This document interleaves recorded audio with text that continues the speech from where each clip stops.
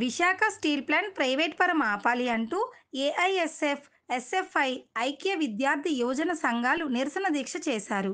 పార్వతీపురం మన్యం జిల్లా కలెక్టర్ కార్యాలయం వద్ద విద్యార్థి ఏఐఎస్ఎఫ్, ఎస్ఎఫ్ఐ ఆధ్వర్యంలో నినాదాలు చేస్తూ నిరసన దీక్ష చేపట్టారు.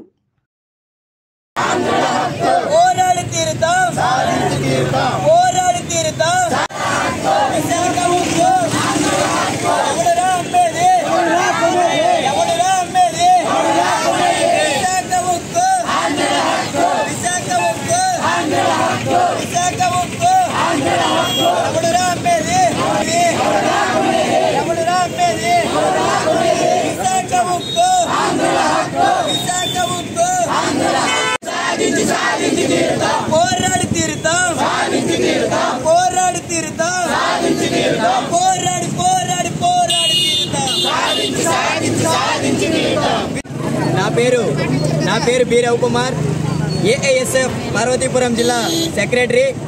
ఈరోజు రాష్ట్ర వ్యాప్తంగా విద్యార్థి యువజన సంఘాలు కలిపి దీక్షలకు పిలుపునిచ్చే ప్రధాన ఎజెండా ఏమంటే విశాఖ స్టీల్ ప్లాంట్ని ప్రైవేటీకరణ ఆపాలని, అలాగే విశాఖ స్టీల్ ప్లాంట్కి సొంత గనులు కేటాయించాలని ఈరోజు విద్యార్థి యువజన సంఘాలన్నీ కూడా పిలుపునిచ్చే. ప్రధానంగా విశాఖ స్టీల్ ప్లాంట్ ఉత్తరాంధ్ర జిల్లాలకి ఒక వెన్నెముక్క. 32 మంది విద్యార్థులు ప్రాణ త్యాగాలు చేస్తే ఈరోజు విశాఖ స్టీల్ ప్లాంట్ని దుర్మార్గంగా అమ్మేయడం అనేది దుర్మార్గమైన చర్య.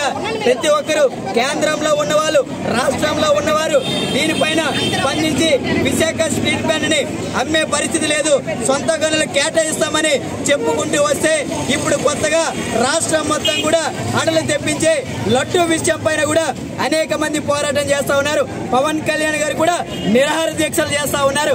కానీ విశాఖ స్టీల్ ప్లాంట్ ని అమ్మేస్తుంటే ఇంతవరకు ఒక్క నిరాహార దీక్ష అయినా, ఒక్క ప్రెస్ మీట్ అయినా పెట్టారని ఈరోజు ఏఐఎస్ఎఫ్ గా అడుగుతా ఉన్నాం. ఈ రోజు చూస్తా ఉంటే ఈ రోజు దేశంలో, రాష్ట్రంలో యువకులు నిరుద్యోగంతో కొట్టుమిట్లాడుతూ ఉన్నారు. కానీ ఈ రోజు అనవసరంగా విశాఖ స్టీల్ ప్లాంట్ ప్రైవేటీకరణ చేస్తే రేపొద్దున విద్యార్థులకి, యువకులకి ఎక్కడ ఉద్యోగాలు వస్తాయని కూడా ప్రశ్నిస్తా ఉన్నాం. ఈ రోజు ఉత్తరాంధ్ర ప్రజలు చేతికి గాజులు వేసుకొని లేరు.